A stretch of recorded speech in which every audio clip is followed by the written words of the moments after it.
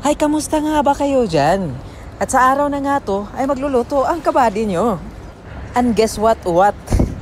Kung ano yung lulutuin natin, ay aba, ito lamang shell na to. Hindi ko alam kung anong pangalan yan. Basta shell na yan, shell. Nagpapasalamat nga ako dito sa nagpapatira sa akin sa Dubai. Kasi nga, siya yung bumibili dito. At saka ako naman yung tagaluto kasi nga hindi siya marunong. Ay, kaya't sa araw na to, ay titirahin natin to. At sa araw na to, ay lulutuin natin to. Tirahin na natin, baka tirahin pa ng iba. At so ayan, dali-dali ko na lang ang At so ayan, dali-dali ko na ang ginunting yan, at ginupit yung onion leaves. Ay, iwan ko ba, at sa tuwing mag-voice over ako at may taong dumadaan, ay nabubulol ako. Kasi nga siguro, hindi ako sanay na may taong tumitigil. Okay. Ayan, ginugupit ko na nga yung onion leaves. Oo. Ay, bakit onion leaves? Spring onions ba? Abay, iwan ko sa dumadaan. Na-confuse tuloy ako sa sinasabi ko, onion leaves. Spring onions pala. At saka mga buddy, favorite ko talaga yung spring onions, pinapapak at sinasawsaw sa may suka ng hilaw. Ang sarap-sarap niyan. I-try nyo. Maanghang siya, kaso nga lang hindi siya ganong kaanghang sa sili or chili na sa dila siya. Ang anghang niya ay parang amoy siya na pupunta sa may ilong at sa maluluha ka. Abay, iwan ko ba? Nung andun ako sa Saudi Arabia, hindi ako talaga tagaluto ng ganyan. Abay, andito ako sa Dubai, ako na yung tagaluto. Nagiging chef na ako. Abay, kwentong kalukuhan lang tayo. Ay, kalutuan lang tayo, oo. Yung niluluto ko dito ba oo.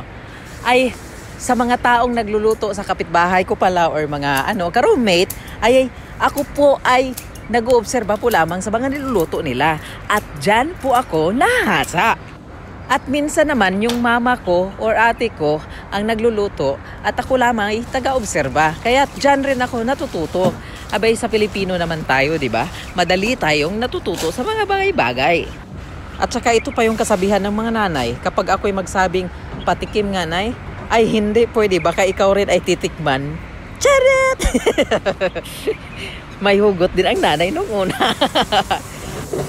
So, ayan na nga. Parang allergy ako sa dumi. Pareho ba tayo? Nung maggagayat, maggugupit at maghugas na naman ng kamay.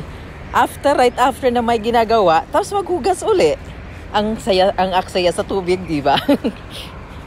Abay, hayaan nyo, kasali naman yan sa renta. Charet lang. Sa tingin ko talaga dyan, ay ako talaga ay kapag madumi talaga yung kamay ko or mayroon ng slimy, ayan, hinuhugasan ko talaga. Ay para naman mga buddy, yung mga niluluto natin ay hindi malangsa at hindi dugyutin.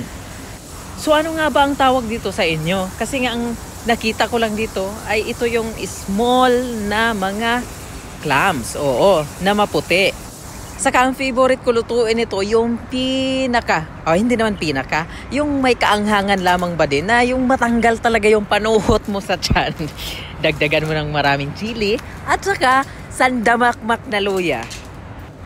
So ayan na nga ba yung luya dyan, 1 kilo yan, or 1 sako talaga yan, pero isa lang yung nilabas ko. Dikdikin ko talaga dyan, isilagay doon. Ayun, clams na may na may luya. At sandamakmak na chili. Ipapakain ba to? Hindi. Parang ang anghang na siya. Saka alam nyo mga buddy, dati hindi talaga ako marunong or hindi ko talaga gusto yung maanghang. I mean, katamtaman lang buddy. Low lang. Pero nung dito na ako sa bansang Saudi Arabia, ayan, ako'y natuto sa mga Indiano. Alam mo ba mga buddy, yung mga Indiano, Arabo at saka Bangladesh o ibang mga lahi, ay pinapapak lang nila yung mga chili. Ay oo, pinapapak nila yung parang apple na makrunchy-crunchy. Abay, ako na may gumaya. Yung ginaya ko na ba natulo talaga yung luha ko at naghanap ako ng malamig na tubig. Ayan, na-scam ka. Kasi nga, itong mga ibang lahi, mga Indiano, oo, ay bata pa lang sila, na training na talaga sila sa maanghang. Imagine ba habang nagluluto yan sila, hindi yan mawawalan ng curry powder or chili. Oh, imaginein mo yung nagluluto sila at saka naamoy mo, naluluha-luha ka. Abay, napasabi ka, ano bang niluluto mo? Bakit napaluha tong mata ko? Para siya talagang onion, buddy. Yung naghiwa ka ng onion, yun sila magluluto. Ang dami-daming nilalagay. So mga buddy, huwag nyo kalimutang ilagay dyan sa baba kung ano yan sa inyo. Kasi nga, hindi ko talaga alam. Ang alam ko lang, white clam na small yan. Clams. At saka nakikita nyo, nagpainit na ako ng tubig dyan. Nagpakulo na pala. Yung init na init talaga, gaya ng init ng panahon. Yung high blood ka na. Ayun. So nilagyan ko pala dyan ng tinitimplahan ko na pala dyan ng bitchin. Saka asin. Siyempre, ano ba ang partner ng bitchin? Hindi asin.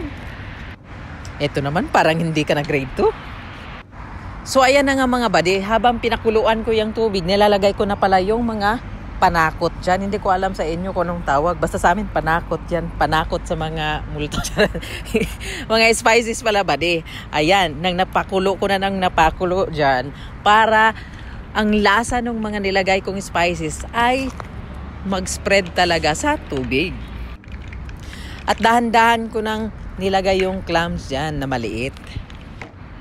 White shell o white clams? Clams.